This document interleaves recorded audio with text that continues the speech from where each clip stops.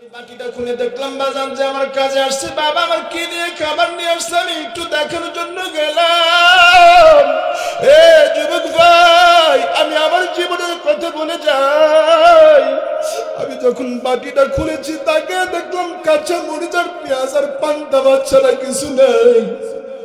আমি বাবাকে ডাকতে বললাম, বাবা এত কষ্ট করে তুমি খাবার তুমি নিয়ে আসো না, এত কষ্টের কাজ করে তুমি থাকো কেমনে, তোমার এটা কেমনে সম্ভব হয়েছে? বাবা আমাকে যেদিন বলেছিল, বাবা মাদ্রাসায় বড় ছাত্র মানুষ, ছোট মানুষ, তুমি এটা বোঝো না, যেদিন তুমি বাবা হবে সেদিন তোমার বুঝে আসবে। আজকে যখন সন্তানের বাবা হয়ে গেলাম, আজকে আমার বুঝে আসে বাবা কেন সেদিন ঠিক মতো খাইতে পারে নাই।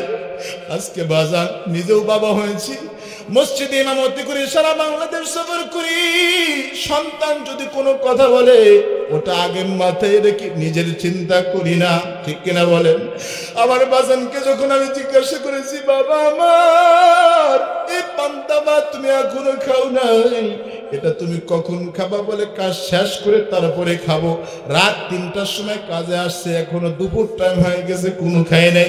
আমি একটু জিজ্ঞাসা করতে চাই গো যুবক, এই কষ্টটা কি নিজের জন্য না কলিজার টুকরা সন্তানের জন্য?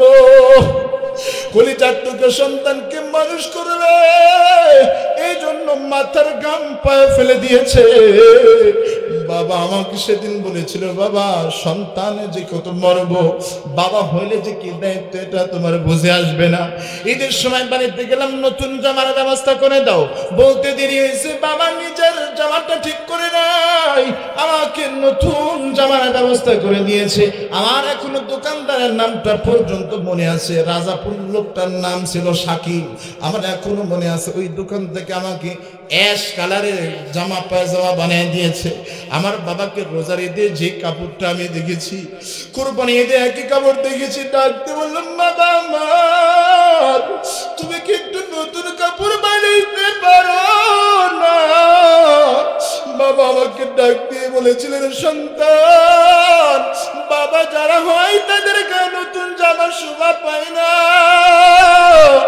এ যুবক, সেই বাবা আমাকে কেমনে কষ্ট দাও। আজকে সেই বাবা মার অক্লান্ত পরিশ্রমের ফল কিন্তু আজকে আমি এখানে বসছি। এমনি এমনি কিন্তু হয় নাই। পিতা মাতার দোয়া ছাড়া কোন সন্তান প্রতিষ্ঠিত হইতে পারে? পিতা মাতার দোয়ার বরকত ছাড়া কোনো ব্যক্তি প্রতিষ্ঠিত হইতে পারে না। এই জন্য বলে দুনিয়ার যুবকেরা, তোমাদেরকে আমি আল্লাহ পাক রব্বুল আলামিন সৃষ্টি করেছি আমি আল্লাহ তাআলার ইবাদত করার জন্য। কার ইবাদত করার জন্য জোরে বলেন? আমরা আল্লাহ পাক রব্বুল আলামিন জানিয়েছেন, আফাহাসিবতুম আন্নামা খালাকনাকুম আবাসান ওয়া আন্নাকুম ইলাইনা লা তুরজাউন। এ মুসলমান ইমানদার, আল্লাহর গোলাম, আল্লাহ পাক রব্বুল আলামিন ডাকতে বলল, আল্লাহর গোলাম তোমরা কি মনে করেছো তোমাদেরকে আমি এমনি এমনি তৈরি করেছি? তোমাদেরকে তৈরি করার কি কোনো উদ্দেশ্য আমার নাই? আল্লাহ পাক রব্বুল আলামিন অন্যত্র আয়াতের ভিতরে আল্লাহ তাআলা জানিয়ে দিয়েছেন, ওয়া মা খালাকতুল জিন্না ওয়াল ইনসা ইল্লা লিয়াবুদুন। আমার আল্লাহ পাক রব্বুল আলামিন জানিয়ে দিয়েছে, ও দুনিয়ার বান্দারা, আমি আল্লাহ পাক রব্বুল আলামিন মানুষ এবং জিন জাতিকে আমি আল্লাহ তাআলা সৃষ্টি করেছি আমি রবের ইবাদত করার জন্য। কার ইবাদত করার জন্য? কিন্তু যুবক, তুমি যদি বেগানা নারীর পিছনে ঘুরে ঘুরে তুমি তোমার জীবনটা নষ্ট করে ফেলো, বলেন তো দেখি আল্লাহ তাআলার সান্নিধ্য পাওয়া যাবে? জোরে বলেন। মুসলমান ইমানদার, আল্লাহর কোন একটা যুবক, ওই যে বলতেছিলাম ফটকা যারা বাজারের ভিতরে এখন পর্যন্ত করতেছে, এদের ভিতরে এখন পর্যন্ত দিনের মহাব্বত ঢুকে নাই, এই জান্নাতের বাগানে আসার সৌভাগ্য হয় নাই। এখান থেকে একটা বিষয় স্পষ্ট বুঝতে হবে, পরীক্ষার হল যখন হয়, পরীক্ষা যখন ফাইনাল পরীক্ষা হয়, ফাইনাল পরীক্ষার আগে একটা টেস্ট পরীক্ষা হয়। টেস্ট পরীক্ষায় যারা টিকে যায় তাদেরকে ফাইনাল পরীক্ষা দেওয়ার সুযোগ দেওয়া হয়। কথা বলবে কেন?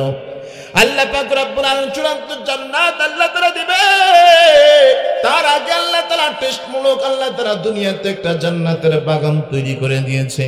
এই জান্নাতের বাগানের ভিতরে যদি এই টেস্ট পরীক্ষা নামক জান্নাতের বাগানে যদি আসতে না পারে, আখিরাতে আল্লাহ তাআলার চূড়ান্ত জান্নাতের আশা করা যায় না। ঠিক কি না?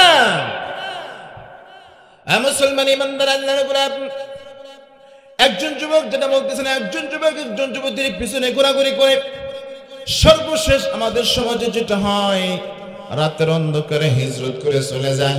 কথা বল না কেন? যদি ফ্যামিলিগত কোনো সমস্যা থাকে, রাজি না হয়, শেষ চিকিৎসা হলো রাত্রে বেলা হিজরত করা। কথা বল না কেন?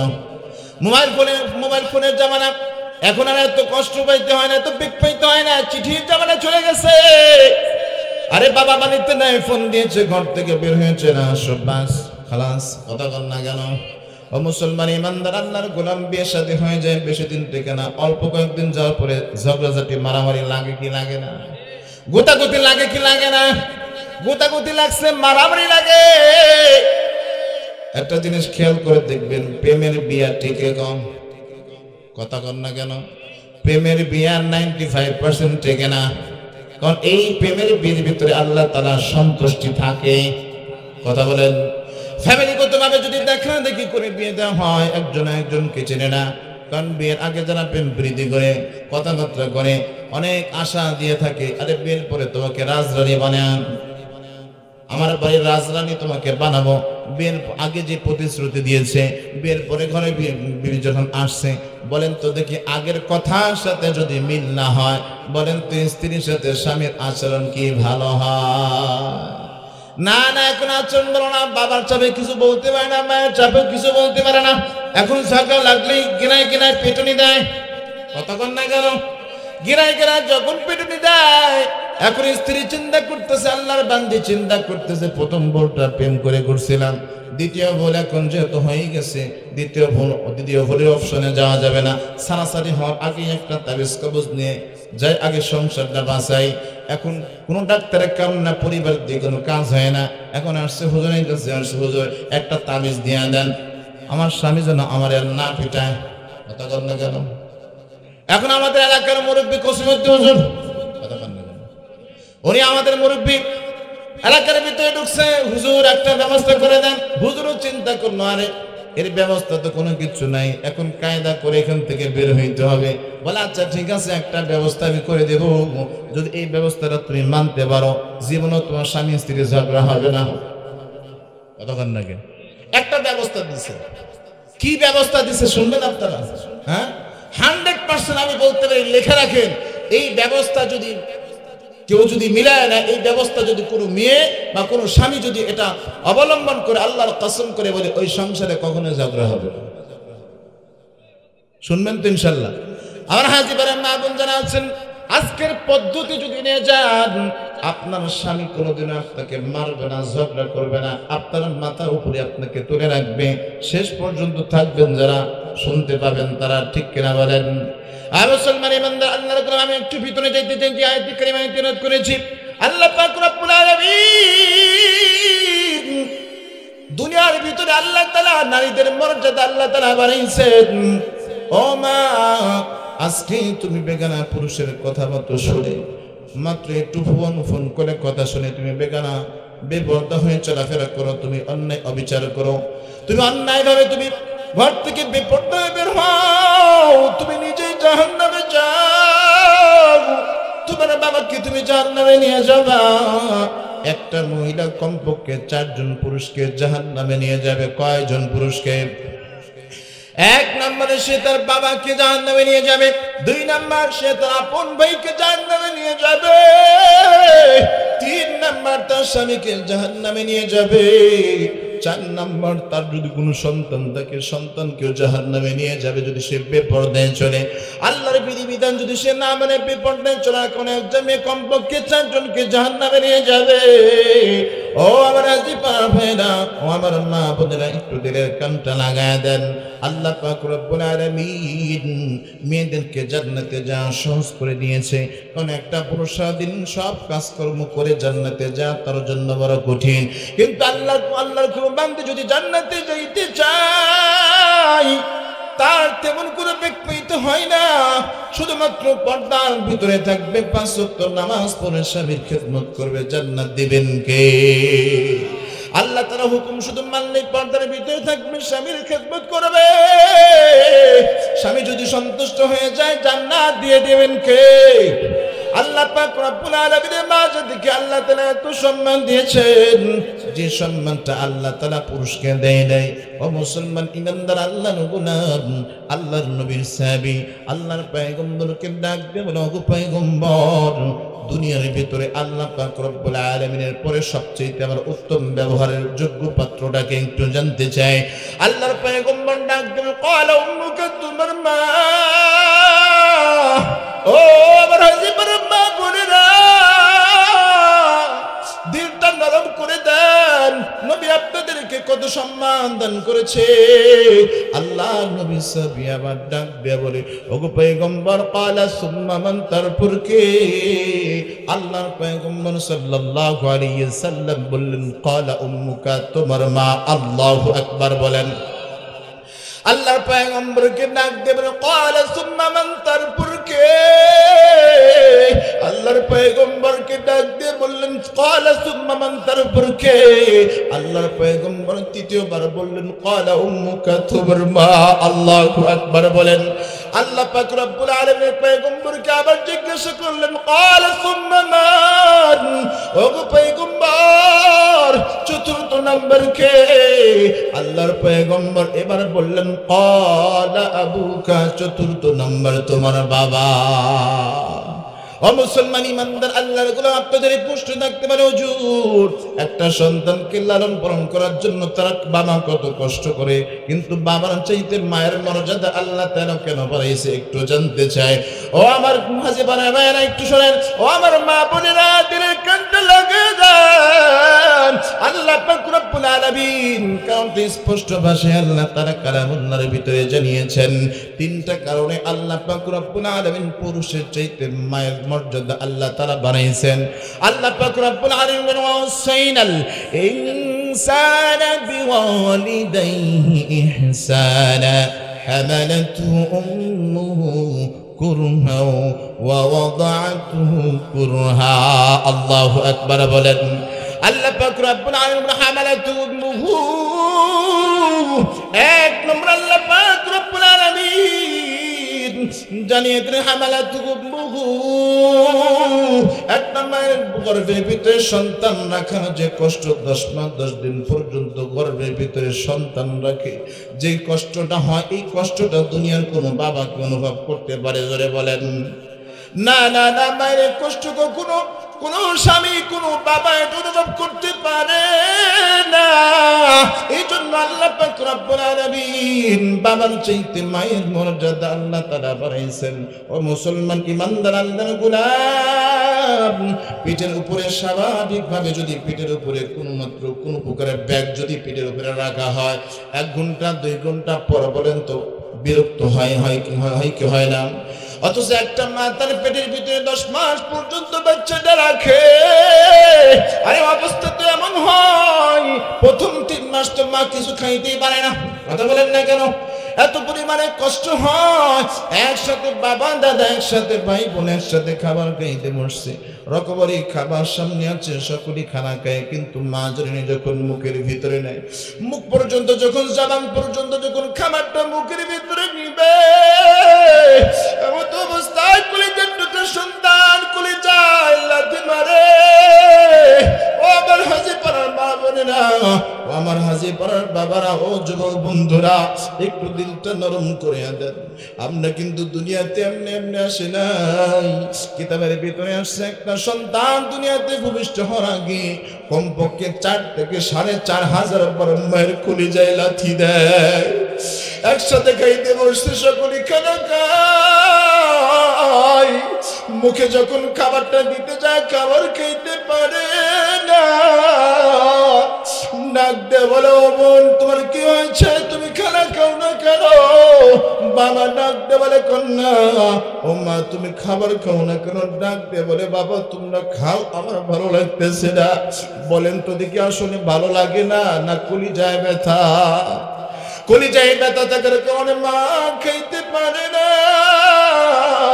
রাতের বেলা আপনি আরামে নাক টেনে ঘুমান, কিন্তু আপনার মা যে বাচ্চা, যে গর্ভের ভিতরে সন্তানটা আছে, রাতের বেলা আপনি ঘুমান, আপনার স্ত্রী কিন্তু রাতের বেলা ঘুমায় না। একবার ডান কাঁধ হয়, একবার বাম কাঁধ হয়। আমি জিজ্ঞাসা করছি আমার স্ত্রীকে, আরে তোমার কেমন লাগে? বলে, স্বামী আমার, আপনার সন্তান কলিজার টুকরো সন্তান বারবার লাথি মারে, এই ব্যথার কোণে আমি ঘুমাইতে পারি না।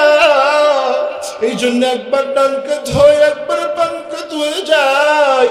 ও আমার মা বোনেরা, ও আমার যুবক ভাইরা, একটু চিন্তা ভাবনা করিয়া মাকে কষ্ট দাও।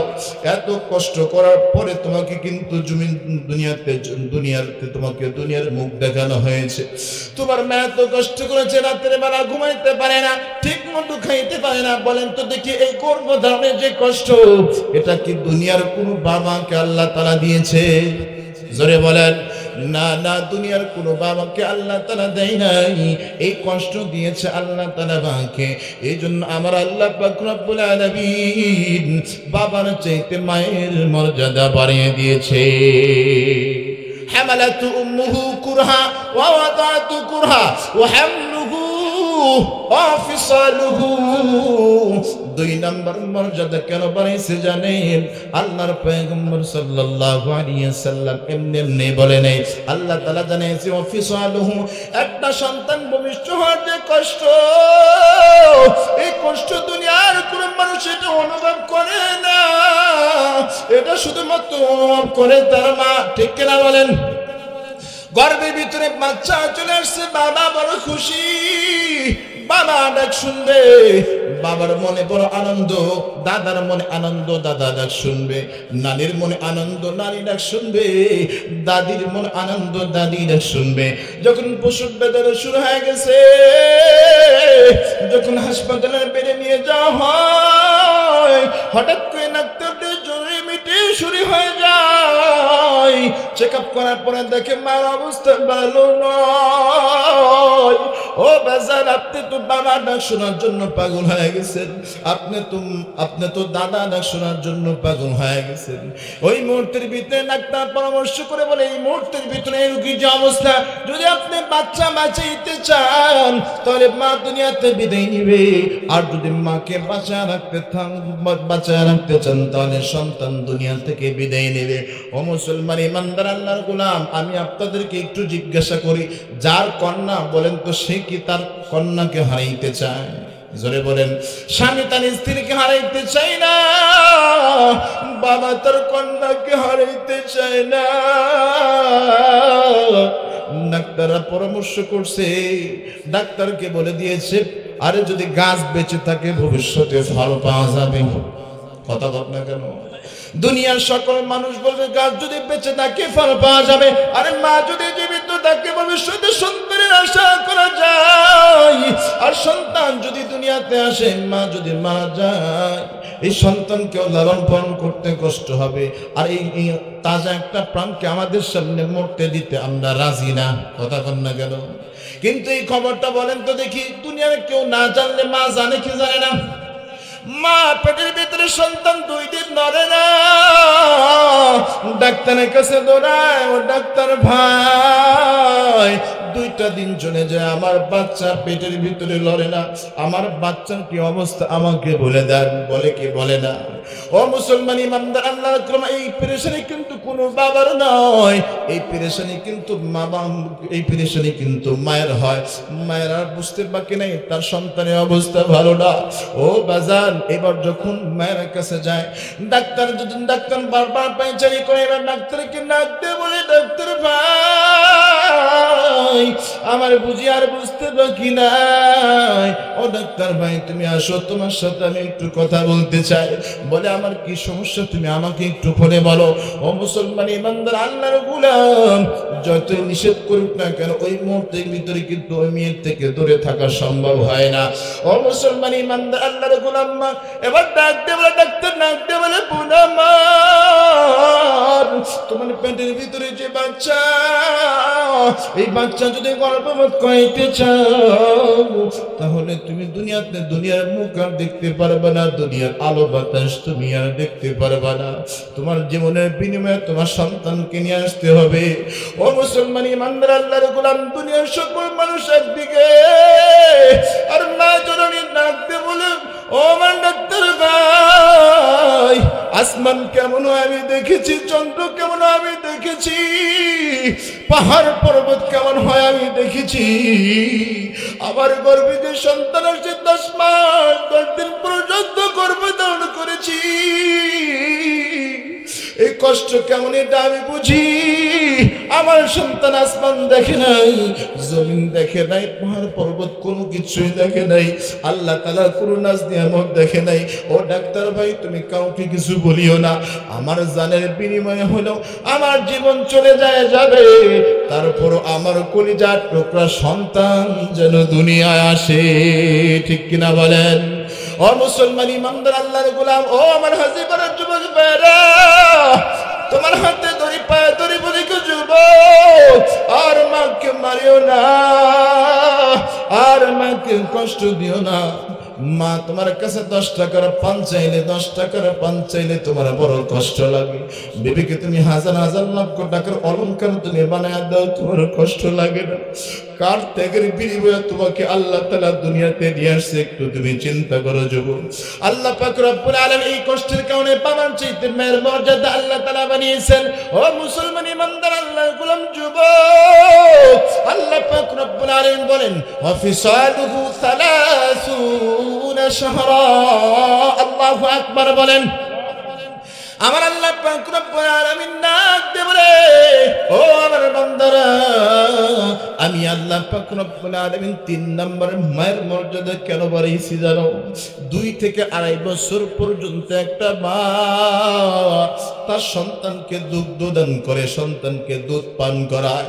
এই দুধ পান করানোর যে পেরেশানি, যে কষ্ট, এটা দুনিয়ার কোন বাবা অনুভব করতে পারে? জোরে বলেন না। না, দুনিয়ার কোন বাবা এটা অনুভব করতে পারে না। ও বাজান, একটা মা কমপক্ষে একটা বাচ্চাকে দিনে সর্বনিম্ন 8 বার দুধ পান করায়। কয়বার?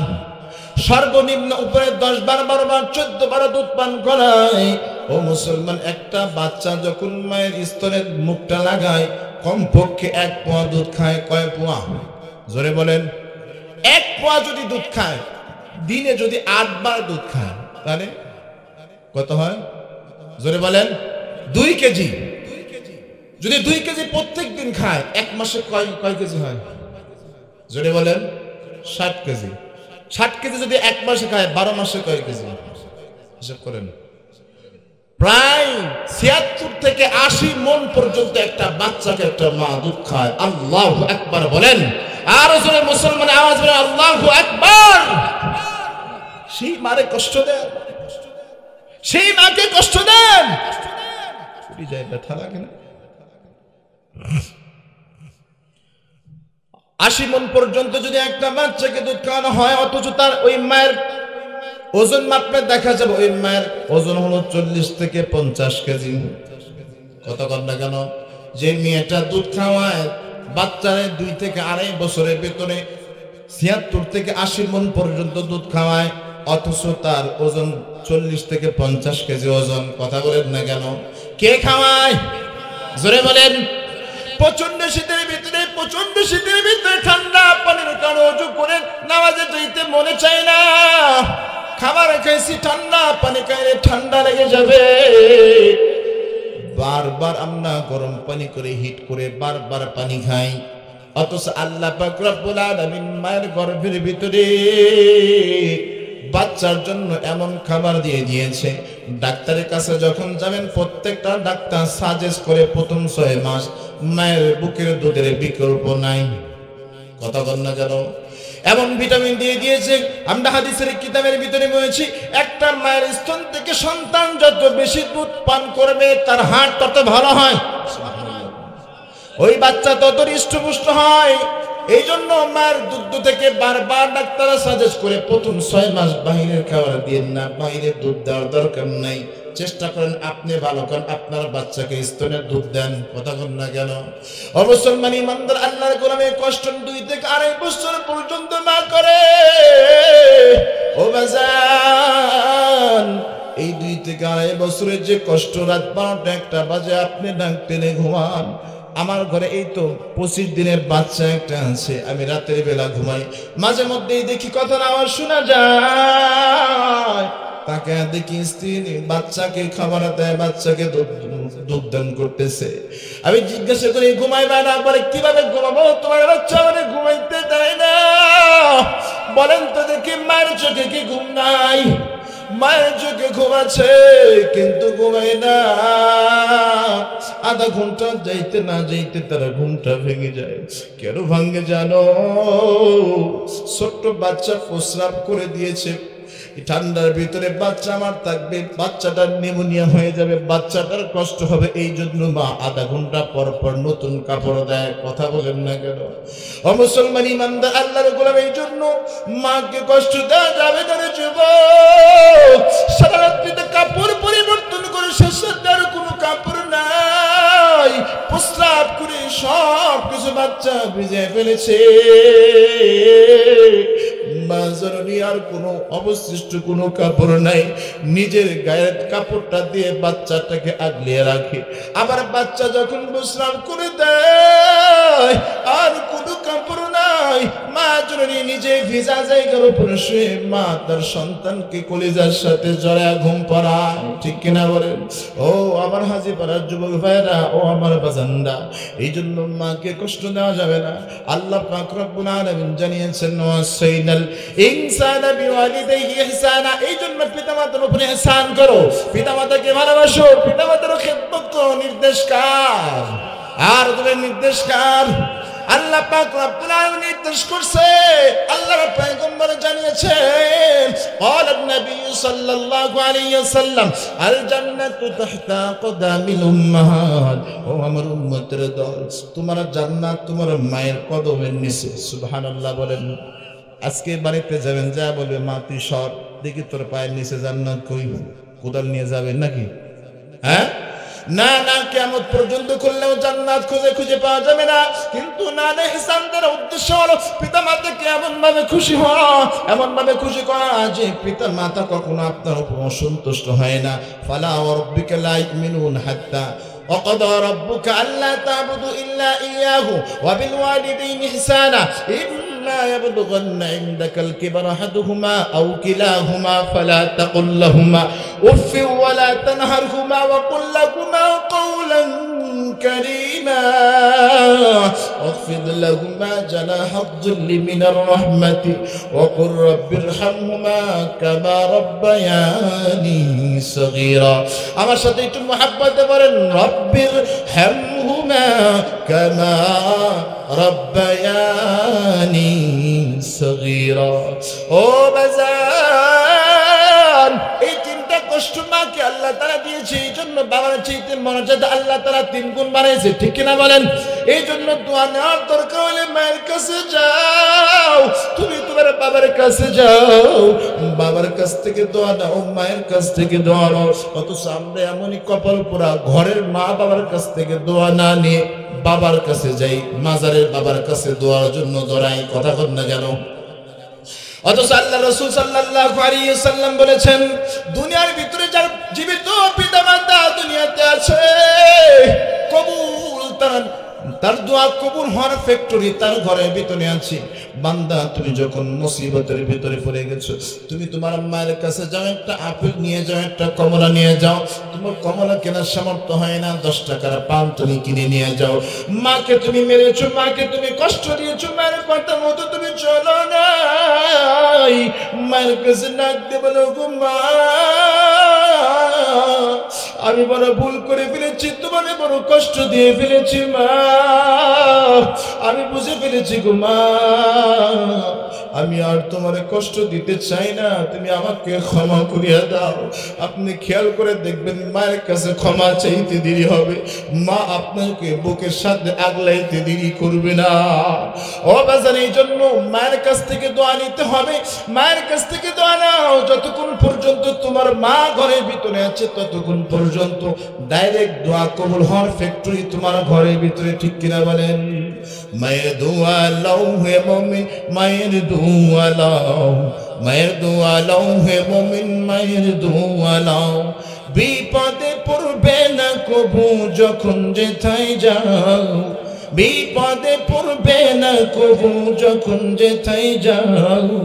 মায়ের দোয়া লাও হে মুমিন, মায়ের দোয়া লাও, মায়ের দোয়া লাও হে মুমিন, মায়ের দোয়া লাও। ঠিক কিনা বলেন? এই জন্য মায়ের দোয়া নিতে হবে। মা যতক্ষণ পর্যন্ত ঘরের ভিতরে আছে, বাবা যতক্ষণ পর্যন্ত ঘরের ভিতরে আছে ততক্ষণ পর্যন্ত বাবা মায়ের দোয়া নিতে হবে। ও মুসলমান ইমানদার আল্লাহর গুলাম, প্রত্যেকটা সন্তানকে মানুষ করার পিছনে মা যখন ছোট পর্যন্ত, বুদ্ধি হওয়া পর্যন্ত মায়ের পরিশ্রমটা বেশি হয়। কিন্তু বাবা যখন সন্তানটা বড় হয়ে যায়, স্কুল কলেজে ইউনিভার্সিটি পড়ার সময় হয়ে যায়, তখন কিন্তু বাবার কষ্টটা আগের চাইতে 3 গুণ বেড়ে যায়। ঠিক কিনা বলেন? ও মুসলমান ইমানদার আল্লাহর গোলাম, মা তো তৈরি করে দেয়, কিন্তু যখন দেয় কে? বাবা কিন্তু মায়ের ঘাম পায়ে ফেলে, মায়ের ঘাম পাথায়, মায়ের ঘাম পায়ে ফেলে কষ্ট করে, বড় কষ্ট করে সন্তানকে মানুষ করে। আজকে আপনাদের এখানে আমি বয়ান করতেছি না, আমার কোনো কর্তৃত্ব নয়, আমার কোনো কৃতিত্ব এর ভিতরে নাই। আমার বাবাও কিন্তু এই মঞ্চে বয়ান শুনতেছে বাজার, আমার বাবা এখানে বয়ান শুনতেছে। আমি কিন্তু এমনি এমনি এখানে বসার সুযোগ পাই নাই। আমি আমার জীবনে দেখেছি, আমি যখন ছোট্ট ছিলাম, আমি যখন দাঁড়াইতে মাদ্রাসায় পড়ি, সপ্তাহে যখন ছুটি পাইতাম মাঝে মধ্যে বাবার কাছে আসতাম। বাবা আমার মনে আছে রাজাপুরে কাজ করতো, ধানের মিলে কাজ করতো। এখন তো আলহামদুলিল্লাহ নিজের ব্যবসা বাণিজ্য, অনেক বড় টাকা পয়সার কোনো সমস্যা নাই। কিন্তু পরের কাছে কাজ করতো, দিন মজুরি কাজ করতো, দিন মজুরি করতো। সারাদিন কাজ করলে 300 টাকা 400 টাকা দিত। ওই সময় 300 টাকা বা 100 টাকা 200 টাকার বড় দাম ছিল। যে সময় আমি মাদ্রাসায় ভর্তি হই, 1 কেজি গরুর গোশতের দাম 50 টাকা। কথা কম না? আজ থেকে 20 বছর আগের কথা বলতেছি। 1 কেজি গোশতের দাম 50 টাকা। ওই সময় আমি যখন মাদ্রাসা থেকে আসতাম, আমার মনে আছে দানাইদুর থেকে রাজাপুর পর্যন্ত 2 টাকা ভাড়া নিত। আমি বাবার কাছে যখন আসতাম, তখন সোমবার আর বৃহস্পতিবার ছাড়া টাকা দিত না। লেবার যারা ছিল তাদের অবস্থা ছিল এটা, 2 দিন, এই 2 দিন ছাড়া টাকা দিত না। আমি যখন আসছি বাবার কাছে বললাম, বাবা মাসটা, ওই সময় 5 টাকা দামের, 2 টাকা 3 টাকা দামের বড় বড় রুটি কিনতে পাওয়া যাইত। গোল্লার জল নিয়ে এসে আমাকে বসায় দিছে, বাবা তুমি খাও, আমি কাজটা শেষ করে তোমার টাকার ব্যবস্থা করতেছি। আমি বাটিটা খুলে দেখলাম বাজান যে আমার কাজে আসছে। বাবা আমার কি দিয়ে খাবার নিয়ে আসছে, আমি একটু দেখানোর জন্য গেলাম। এ যুবক ভাই, আমি আমার জীবনের কথা বলে যাই। আমি যখন বাটিটা খুলেছি, তাকে দেখলাম কাঁচা মরিচ আর পেঁয়াজ আর পান্তা ভাত ছাড়া কিছু নেই। আমি বাবাকে ডাকতে বললাম, বাবা এত কষ্ট করে তুমি খাবার তুমি নিয়ে আসো না, এত কষ্টের কাজ করে তুমি থাকো কেমনে, তোমার এটা কেমনে সম্ভব হয়েছে? বাবা আমাকে যেদিন বলেছিল, বাবা মাদ্রাসায় বড় ছাত্র মানুষ, ছোট মানুষ, তুমি এটা বোঝো না, যেদিন তুমি বাবা হবে সেদিন তোমার বুঝে আসবে। আজকে যখন সন্তানের বাবা হয়ে গেলাম, আজকে আমার বুঝে আসে বাবা কেন সেদিন ঠিক মতো খাইতে পায় নাই। আজকে বাজার নিজেও বাবা হয়েছি, মসজিদে ইমামতি করি, সারা বাংলাদেশ সফর করি। সন্তান যদি কোনো কথা বলে, ওটা আগে মাথায় রেখে নিজের চিন্তা করি না, ঠিক কিনা বলেন? আমার বাজানকে যখন আমি জিজ্ঞাসা করেছি, বাবা আমার এই পান্তা ভাত তুমি এখনো খাও নাই, এটা তুমি কখন খাবা? বলে কাজ শেষ করে তারপরে খাবো। রাত 3টার সময় কাজে আসছে, এখনো দুপুর টাইম হয়ে গেছে, কোনো খায় নাই। আমি একটু জিজ্ঞাসা করতে চাই গো যুবক, এই কষ্টটা কি নিজের জন্য না, কলিজার টুকরা সন্তানের জন্য? কলিজার টুকরো সন্তানকে মানুষ করবে, এই জন্য মাথার ঘাম পায়ে ফেলে দিয়েছে। বাবা আমাকে সেদিন বলেছিল, বাবা সন্তানে যে কত মরব, বাবা হইলে যে কি দায়িত্ব এটা তোমার বুঝে আসবে না। ঈদের সময় বাড়িতে গেলাম, নতুন জামার ব্যবস্থা করে দাও, বলতে দেরি হয়েছে, বাবা নিজের জামাটা ঠিক করে নাই, আমাকে নতুন জামার ব্যবস্থা করে দিয়েছে। আমার এখনো দোকানদারের নামটা পর্যন্ত মনে আছে, রাজাপুর লোকটার নাম ছিল শাকিব, আমার এখনো মনে আছে। ওই দোকান থেকে আমাকে অ্যাশ কালারের জামা পায়জামা বানিয়ে দিয়েছে। আমার বাবাকে রোজার ঈদে যে কাপড়টা আমি দেখেছি, কুরবানি ঈদে একই কাপড় দেখেছি। ডাকতে বললাম, বাবা আমার তুমি কি একটু নতুন কাপড় বানাইতে পারো না? বাবা আমাকে ডাক দিয়ে বলেছিলেন, সন্তান বাবা যারা হয় তাদের গায়ে নতুন জামা শোভা পায় না। এ যুবক, সেই বাবা আমাকে কেমন কষ্ট দাও। আজকে সেই বাবা মার অক্লান্ত পরিশ্রমের ফল কিন্তু আজকে আমি এখানে বসছি। এমনি এমনি কিন্তু হয় নাই। পিতা মাতার দোয়া ছাড়া কোন সন্তান প্রতিষ্ঠিত হইতে পারে? পিতা মাতার দোয়ার বরকত ছাড়া কোনো ব্যক্তি প্রতিষ্ঠিত হইতে পারে না। এই জন্য বলি, যুবক মাকে কষ্ট দিয়েছ, তোমার অনেক বুদ্ধি আছে, অনেক জ্ঞান আছে, অনেক টাকা পয়সা আছে, টেকনিক তোমার আছে, সব জানা আছে, কিন্তু তুমি তোমার বাবা মায়ের সাথে যদি অন্যায় বিচার করো, আল্লাহর কসম করে বলে যাই রে যুবক, কোনদিন তুমি প্রতিষ্ঠিত হইতে পারবা না। কারণ আল্লাহ পাক রব্বুল আলামিন জানিয়েছে, ওয়াবিল ওয়ালিদাইনি ইহসানা, মায়ের খেদমত করো, বাবার খেদমত করো, ব্যবস্থা করে দিবেন কে? মুসলমান ইমানদার আল্লাহর গোলাম, আমি লম্বা আলোচনা টানতে চাই না, আমি শেষ পর্যায়ে চলে আসছি।